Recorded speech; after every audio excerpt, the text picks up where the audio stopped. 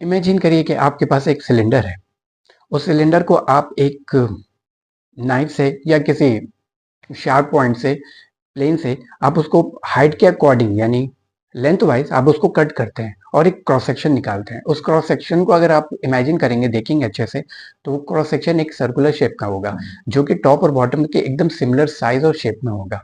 ऐसा जब भी कोई शेप होता है यानी सॉलिड होता है, जैसे कि सिलेंडर के केस में, तो हम इसको शेप को कहते हैं यूनिफॉर्म क्रॉस सेक्शन। मतलब सारे क्रॉस सेक्शन एकदम यूनिफॉर्म है, ओरिजिनल शेप और साइज से मैच करते हैं।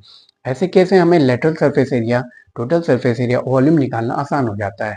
हमारा फोकस सिर्फ उस क्रॉस सेक्शन पे होता है। सिंस वो क्रॉस सेक्शन एक सर्कुलर शेप का है, तो अगर हमें वॉल्यूम निकालना होगा ओरिजिनल सिलेंडर का, तो हम क्रॉस सेक्शन के एरिया को यानी कि सर्कुलर शेप के एरिया को यानी पाई आर स्क्वायर इंटू हाइट से मल्टीप्लाई करते हैं, जो कि सिलेंडर की हाइट होगी, तो हमें वॉल्यूम निकल जाएगा। लेटरल सरफेस एरिया की बात करें, लेटरल सरफेस मतलब कर्व सरफेस, सिर्फ उसके टॉप और बॉटम को एक्सक्लूड करना होता है उसमें।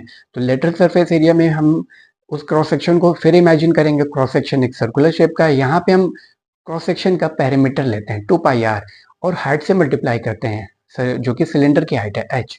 तो हमें फाइंड आउट होता है 2 पाई आर एच, जो कि lateral surface area of cylinder होता है। और अगर हम टोटल सरफेस एरिया में बात करेंगे, तो टोटल सरफेस एरिया में आपको सिर्फ इतना करना होता है कि सिलेंडर के टॉप और बॉटम के एरिया को भी इंक्लूड करना होता है।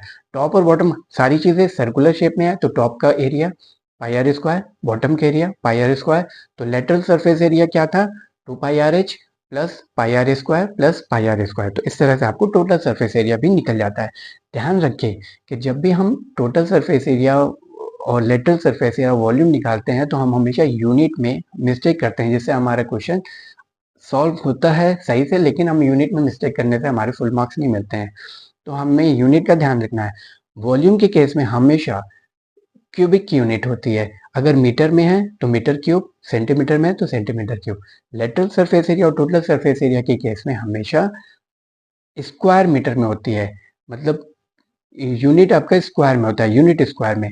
अगर यूनिट आपका मीटर में है, यानी कि लेंथ ब्रेथ और आपका हाइट मीटर में है, यानी कि आपका जो शेप है यानी कि जो साइज है वो मीटर में दी हुई है, तो आप मीटर स्क्वायर में लिखेंगे। सेंटीमीटर स्क्वायर में मतलब जो भी रहेगा यूनिट, उसके साथ स्क्वायर ऐड करेंगे।